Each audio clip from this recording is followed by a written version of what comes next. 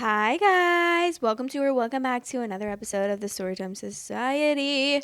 I'm your host Jamie and I'm so happy you're here. I'm so glad you're live. Seriously, so glad. Can't get over how glad I am about it. The theme of this episode today is the True Off My Chest subreddit. So we're about to hear some off my chest, some confessions, so let's get into it. The title of the first story is Wife Used My Secrets and Past Against Me. I feel broken. I do not even know how to write this because my head feels like it's splitting in two. I keep hearing the words again and again, and I cannot believe they came out of her mouth. Reposting because there were some grammatical mistakes. We've been married 14 years. We built what I thought was a stable life together. 2 kids, our son who is 12 and our daughter who just turned 11. They are my entire world. When I look at them, I feel the kind of love I never knew existed. Because the truth is, I never experienced that kind of love as a child myself. That is something my wife has always known about me, though it took years before I could say it out loud. When we were first married, she noticed how I never talked about my parents. She noticed I avoided talking about childhood. She would tell me her stories, warm holiday memories, her parents decorating the house, sibling arguments that turned funny later.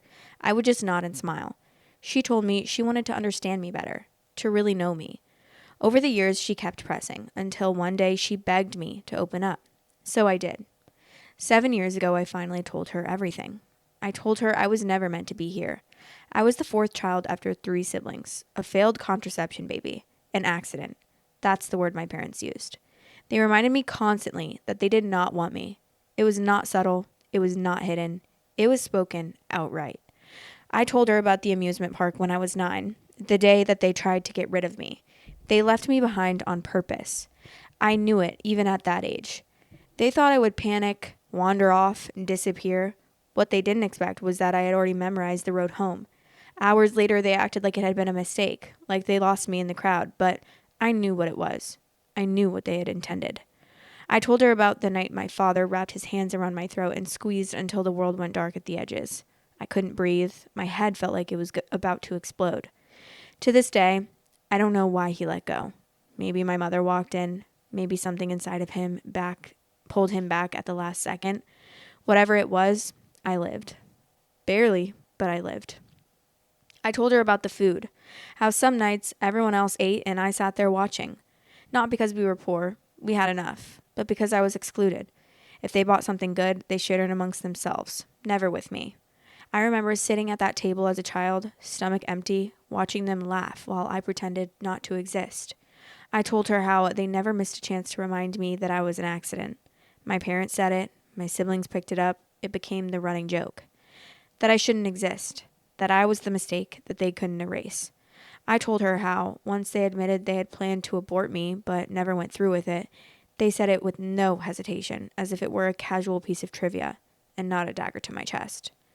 And I told her about the winter night when my father locked me outside as a punishment for something I didn't even do.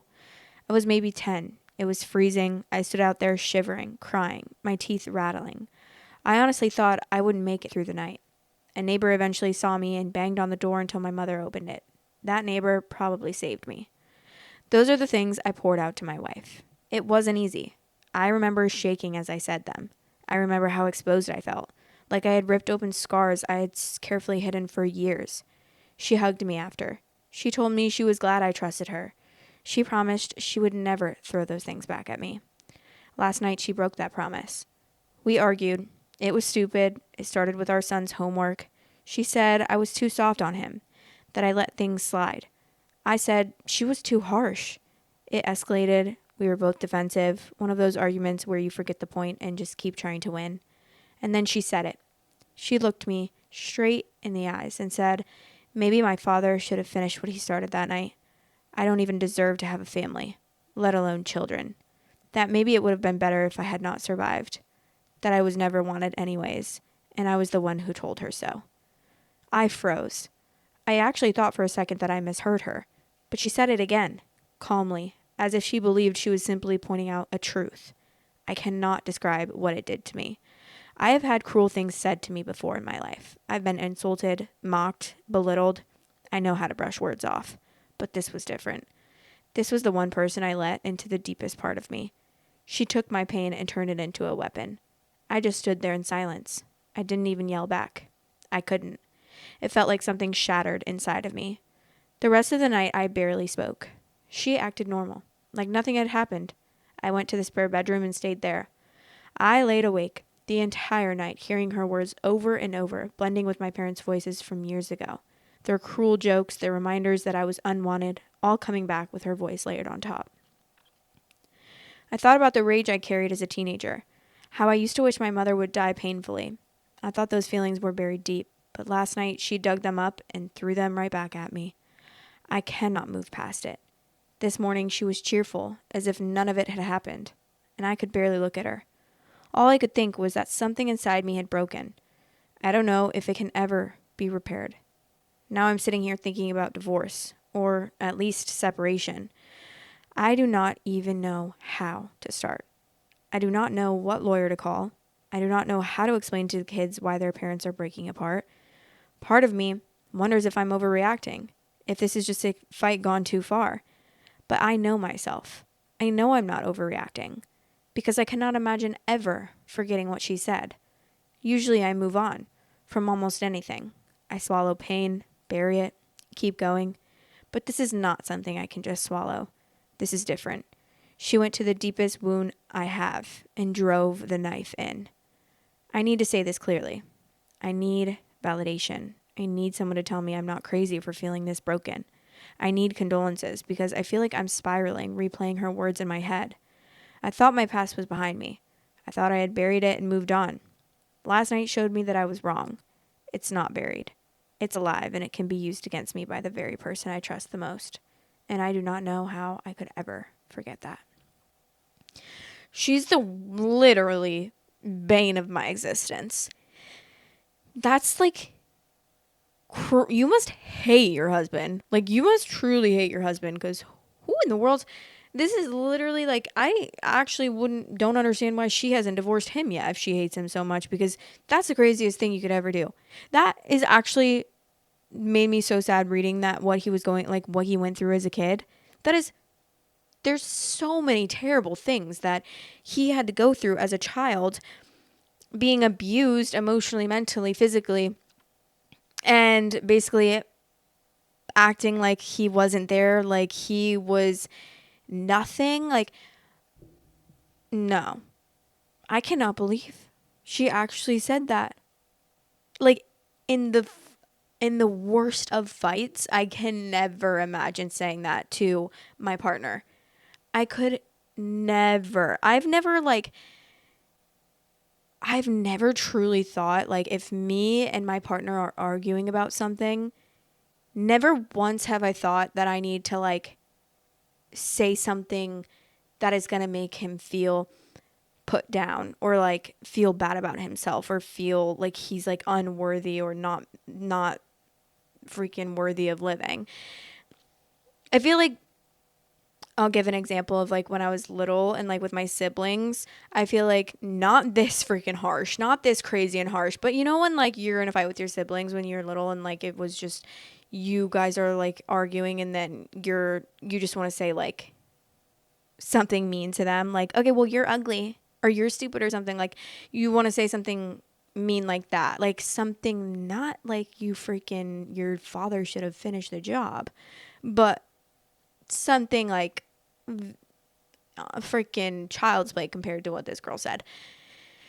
Maybe like that, but this, and like, this is your husband too. It's not even like it's your brother, and I'm not saying that this would, what, I don't even know what I'm saying right now. Like, why am I making roundabouts? Like, this is not okay to say to anyone. This isn't even okay to say to your worst freaking enemy. That's terrible. That is literally a reason to immediately cut her off and never speak to her again, ever. And she didn't even apologize. She's just acting like everything is normal, which is like 200 times worse. Like, I just don't understand, like, what is going through her head right now. If you want extra content weekly, head over to patreon.com/storytimesociety and become a member on there for extra content. Love you. Okay, this is 4 days later, and this is the update. I waited until Tuesday. She went through the weekend and Monday like nothing had happened. A little colder than usual, quick with her answers, acting irritated like I was the one who had caused all of this. No apology, not even a hint. It felt like I was carrying something heavy while she just moved around it. By Tuesday afternoon, I couldn't hold it anymore. I asked her to sit down with me. The house was quiet. I told her I needed to talk about what she had said during the fight because this wasn't something we could just shrug off. I reminded her that the fight had started because I refused to hit our son while teaching. I told her I don't believe in beating kids to make them learn, and that she had pushed for it. That's where the argument began, and somehow it slid into something so much uglier. I asked her why she used what I told her in confidence against me. I reminded her that she had asked me to open up years ago and promised she would keep it safe. I asked her why she hugged me back when I told her that if this was where it would end up. At first, she was stiff. She said she didn't know what else she was supposed to do at the time. She told me she just tried to act normal, to be supportive, because she didn't know how to handle what I told her. She said she hadn't realized how heavy it all was until later. Her voice was even, like she was just explaining facts. I told her the promise mattered. I said it wasn't about a slip in anger. It was that she reached for the exact things I handed her in trust and turned them against me. I asked her again why. That's when she admitted it. She told me she lost some respect for me after I opened up.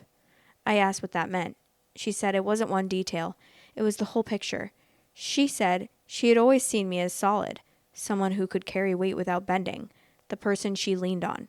But after I shared everything, she couldn't stop seeing the breaks under the surface. She said parts of my story made me look fragile to her.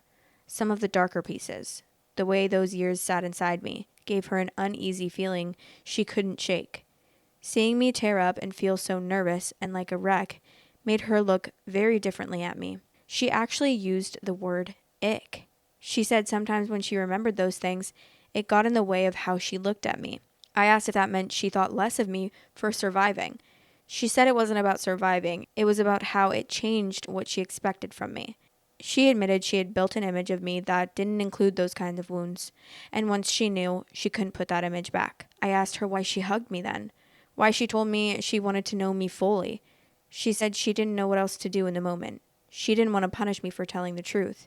She said holding me and saying it was okay felt like the only decent response at the time, even though inside she had already started to see me differently. I let that sit, and then asked the harder thing. She said she couldn't control herself in that moment, and she reached for what she knew would hurt me the most. She said she regretted it, and it wouldn't happen ever again.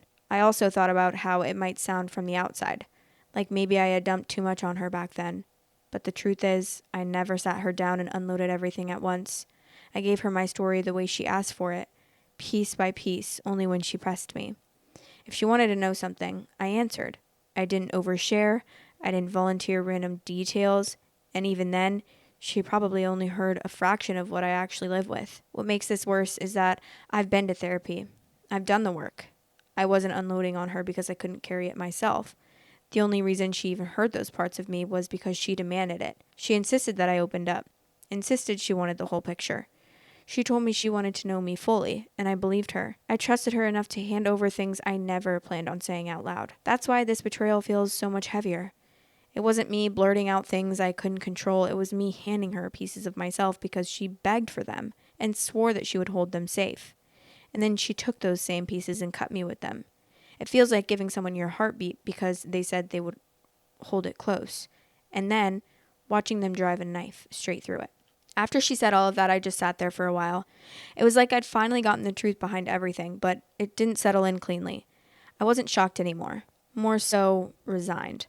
I also thought about how it might sound from the outside, like maybe I had dumped too much on her back then. But the truth is I never sat her down and unloaded everything at once. Why was she so intent on me being open and emotionally vulnerable? I told her I didn't think I could just go back to how things were. I said I felt like the foundation was cracked in a way I couldn't ignore. I told her maybe the only way forward was to separate amicably, quietly, before things got any worse. I said I didn't think I could keep looking at her the same way, not after knowing she could turn something so personal into a weapon. And that's when her whole tone shifted. The firmness she had when she explained herself dropped, and she sounded like almost panicked. She asked me not to say that, said she didn't want a divorce. She told me she still loved me, that whatever she had done in anger wasn't bigger than the life we had built. She couldn't imagine splitting the kids between us, couldn't imagine them growing up in 2 houses. She told me leaving would scar them more than anything we had been through. I told her love isn't supposed to look like tearing each other apart with the sharpest words we can find. She said she knew that and promised again that it would never happen again. She said she already admitted it was wrong and she meant it when she said she would never go there again. She kept circling back to the same point, that we had kids, that they needed us together, that whatever issues we had to fix them without breaking the family apart. She didn't cry, but there was a kind of desperation in her voice, almost like she was afraid I was already out of the door, and she was trying to pull me back any way that she possibly could. She didn't apologize again for what she had said, not directly, but she kept stressing that it would never happen again, that I shouldn't throw everything away over one mistake. Right now I haven't made a final decision. I kept going back and forth in my head. Part of me feels like the damage is too deep and I'd be lying to myself if I pretended I could ever really see her the same way again. But another part of me hesitates, because walking away isn't simple when there are kids and years of life tied together. I'd be lying if I said I wasn't leaning more in one direction, the end, than the other, but I'm not there yet. I feel heavy most days, caught between wanting to protect myself and not wanting to tear my family in half.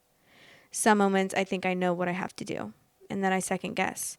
It's draining, but at least writing this down and hearing different perspectives has made me feel less alone. Thank you to everyone who's taken the time to read, comment, or even send me a message directly. It means more than I can put into words. I couldn't respond to every single individual, but I have gone through all the comments, maybe even twice. Thank you, strangers. Okay, wait, I'm sorry. Because the way that my reading comprehension sometimes fails me, I don't remember her saying that she wanted him to beat his kid for not doing his homework. So the way he read it, it says, we argued it was stupid. It started with our son's homework. She said I was too soft on him, that I let things slide. I said she was too harsh. It escalated. We were both defensive. One of those arguments where you forget the point and just keep trying to win. Oh, so she never said that in this, right? Am I wrong? Because I was like, randomly, he said the argument was about him not wanting to hit his son over homework. And then I was like, whoa. I wish you would have said that in the beginning of the thing, because that alone is a reason to leave this woman. And then on top of that, this terrible shit that she's saying to you. And this girl sounds like one of those like those one types of people that you see like on freaking TikTok. And it's like the traditional type of women that are like have this super toxic view on like alpha male, and they want to be with like a manly man, and they think that like that is a manly man, you know what I mean? Like a man that's never been through anything, that is just like they are like, and that like will beat their kids over not doing their homework. I don't know if you've seen those type of people, but sometimes I end up on the wrong side of TikTok and I'm like, oh, so I'm an enemy territory here, because what is this? It's like 5 ways that we raise our kid that might be controversial or something, and then it's like some crazy freaking conservative ass shit that scares the living hell out of me, and I'm like, oh, so you like actually shouldn't be allowed to have kids is what you're trying to say, right? That stuff scares me so bad. And it's crazy, like, because I look at a man that's went through something like this as so much stronger and like more emotionally intelligent. Like, I don't want to like romanticize that. That's not something that should be romanticized. But like, I think that if you've been through trauma, like it makes you such a better person. But then like, I hate to be like, so everyone should go through trauma, you know, because you're so like lucky and blessed if you don't have to go through trauma. But then again, like the best people that I've met in my life have been those that have gone through the worst trauma you could imagine, if that makes sense. Because trauma really adds like such a depth to someone that you just can't get through anything else. But then again, like I hate that sound. Like I hate the sound of that. I don't want to make it sound like I'm romanticizing it, because I'm not. But you get what I mean. I just don't really know how to say it. I feel like that's fine, honestly. I feel like trauma does add an emotional depth to someone that someone without trauma wouldn't have. And that would make me look at my partner very differently in a even better light than I already saw them before. I would be like, wow, you've been through all of that. And like, look at where you are today. You're an amazing person with so much depth to them, and you understand so much more and probably have so much more empathy and so much more emotional intelligence. And I just cannot believe that, like, no. Because, like, bring back emotional men. Like, I want an emotional man. I want a man that is emotionally intelligent and that is empathetic. And, like, I guarantee you, if, like, this guy is probably such a good guy, and she probably hates that he's, like, an emotional man and that he is, like, softer. And I love a soft man. Like, please bring back a soft man, genuinely. Like, please, I cannot with this fucking epidemic of men that think they're alpha men when you're actually just, like, the worst kind of person in the world. Wrong. Get out of my face. Genuinely get out of my face. Some of the comments, someone said she wants you to focus on her and the kids more than yourself and the hurt that she caused you. This should tell you more than anything else. What she did was essentially respond with emotional blackmail and make you think that your actions are the reason the kids are going to be hurt and that the relationship is potentially falling apart. Literally a narcissistic response. Ew, she wanted you to hit the kids over homework. As someone raised hit over homework, that is abuse. This is further reinforced by the fact that she was disgusted by the fact that you're not abusive and have been abused and then abused you. She is abusive. Not only do you need to get out of there, but I would suggest evaluating whether your kids are safe with her. Protect yourself and your kids. And then another comment says, OP, she's trying to manipulate you. Her apology was a lie. She's not sorry. Her promise was a lie, so you can't trust her ever again. Go through with the divorce, but do not make it amicable or as friends. You didn't just drift apart mutually. She abused you. No, I agree with that 100%. And she never even apologized. She's literally like so...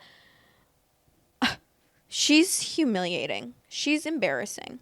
Like, first of all, saying that's like the worst, but then you're not even going to apologize. You're heartless. And no wonder you don't want a man with the heart, because you're heartless.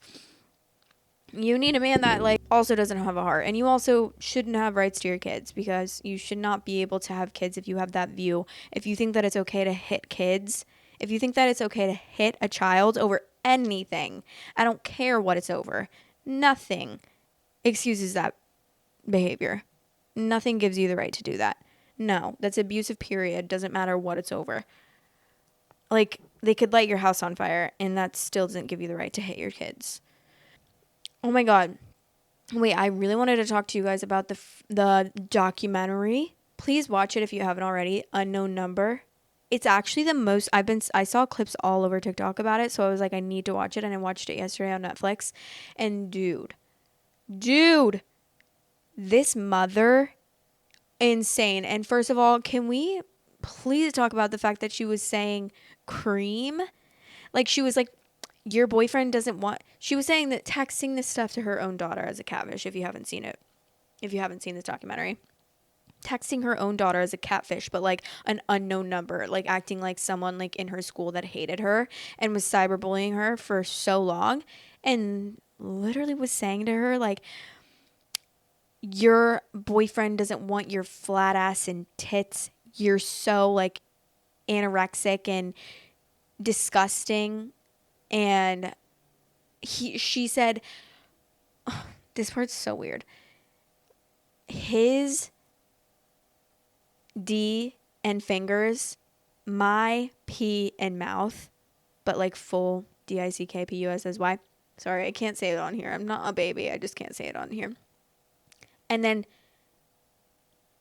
make me cream. Make me cream. Like, what? His D and fingers, my P and mouth, make me cream. Sorry, what is... Like, I will say, like, yeah, that made me cream in my jorts. But I'm not going to be saying that kind of stuff about a minor and to my daughter. And also, the way that she was typing was crazy. And it was like, I can't even. You guys have to watch it to see for yourselves. Genuinely, like it's the most wild thing I've ever seen, and like I still don't feel closure from it. I don't feel closure from it because if you've watched it, if you haven't watched it, you can click off. But if you have watched it, keep listening because I'm probably gonna spoil some stuff. But the fact that the daughter forgave. And I know I can't blame her. She's literally a child still. Like I don't even know how old she is, but she's still so young. And she forgave her mother, and I know that's because her mom is freaking manipulating her and like being, I don't even know what I would call it, but she's literally abusive.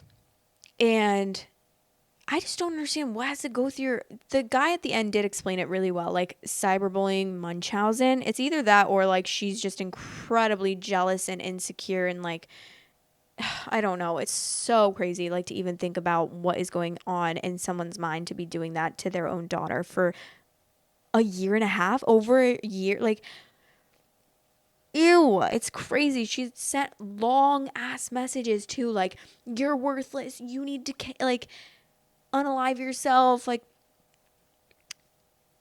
and she had no job the entire time. And she was lying to her family saying that she had a job at this IT company or whatever, when in reality her IT job was her cyberbullying her freaking daughter and all of their friends and her boyfriend and her daughter's boyfriend that eventually they broke up because of it. Like ew. Also, I almost feel like she like wanted her daughter all to herself because she's like so enmeshed in her daughter's life and such unhealthy mannerisms towards her daughter.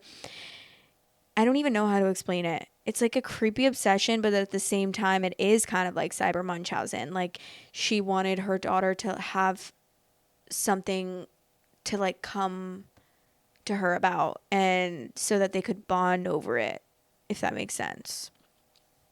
I just can't believe that. Oh my God, so many things I've been seeing this week are just so insane. That was insane. And then the guy on the train that randomly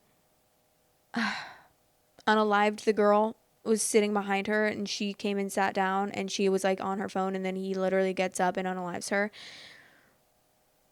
I cannot believe, like I genuinely can't believe the world.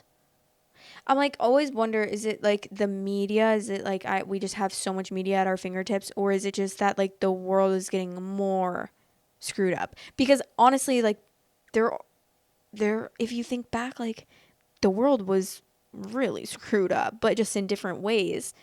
It still carries over into now, but so honestly, yeah. Honestly, no. I think we just have a lot of media because truly when you think back on it, like not that long ago, literally slavery was a thing. So I don't know why I'm thinking like, oh, things have gotten so much worse. No, it's always been worse. There's just like different, it's manifesting in different ways. And it's just crazy and scary. And it really scares me to even be like in public and like sitting in front of a man on the train. Like that just further enforces the narrative in my head that I'm scared of men, because I can't even sit in front of a man on a train because he's going to unalive me. And then also like 6 or 8 months ago when the guy set the girl on fire on the train as well. Like I can't fall asleep on a train or on a bus because someone's going to set me on fire. That's just wild to believe. Like that's wild to think about. And I'm literally like so much shock over that kind of stuff. But yet it also doesn't surprise me in a way. Like it does, but it doesn't. It's like, yeah, stuff like that happens all the time. But then like when I think about it, I'm like, yeah, but that's insane. And like, what can we do? I'm not even going to get into it, but the justice system is fucked up in so many ways, in more ways than one. So sad, literally so sad. But sorry, that was like the worst way to possibly ever end this episode. I'm so sorry. I really need to do a Hope Core video. I know. I keep saying that, and then it literally keeps like flying out of my mind every time I'm going to find Reddit stories, and I need to do one. I need to do a positive video because like genuinely sometimes it's just too much, and then it's like, oh, not only am I reading 1,000 terrible Reddit stories every week, but I'm also seeing that kind of stuff on the news, and it's like actually making me livid, losing my mind over it. But I love you guys so much, and thank you so much for watching.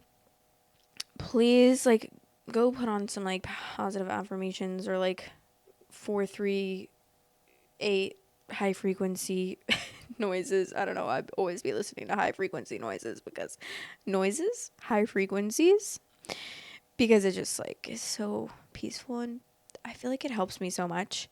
But let me know what you thought about, we only did one story today because I started reading a story and I read the whole entire story. Obviously, I cut it out of this, but I read the whole entire story. And guess what? I had already read it before and I was so annoyed. So, yeah, sorry about that. But I love you guys nonetheless, and you are the best in the world. Thank you so much for watching. Thank you so much for being here. Thank you so much for being alive. Seriously, I love you. I'm so grateful for you. Bye. Storytime Society is now available on all listening platforms. If you are on any of those listening platforms, I would really appreciate it if you rated me 5 stars. Thanks for all the support. Love you guys. Thanks for watching. Please like, comment, and subscribe.